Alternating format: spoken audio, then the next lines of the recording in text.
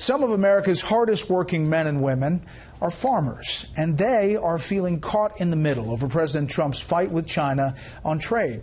And they're asking the president to rethink his position on the matter before it's too late for them.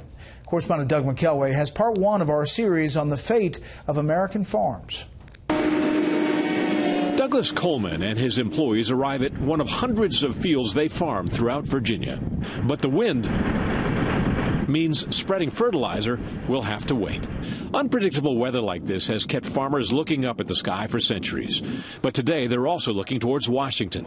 China has threatened retaliation with the proposed 25% tariff on imported U.S. pork, corn, soybeans, and many other U.S. agricultural exports. It would put some people out of business, including maybe ourselves.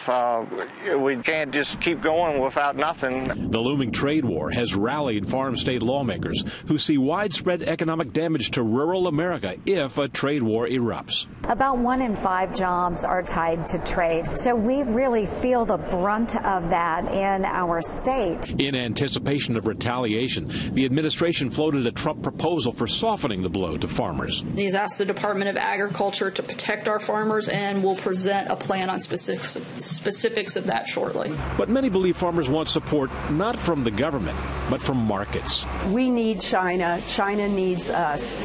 China is very important to U.S. agriculture, and it is my sincere hope that this situation will be de-escalated. Last week, farm state lawmakers met with the president, warning him of the damage to agriculture. They came away encouraged. Senator Joni Ernst was one of several who coaxed the president to consider re-engaging in the Trans-Pacific Partnership.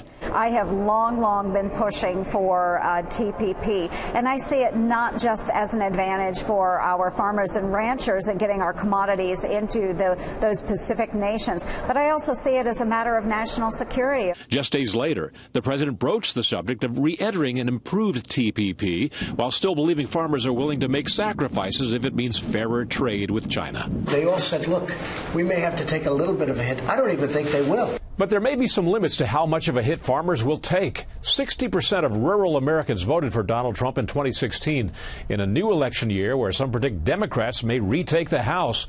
Alienating those rural voters is not a strategy for keeping the House. Brett? Part one of our series. Doug, thank you.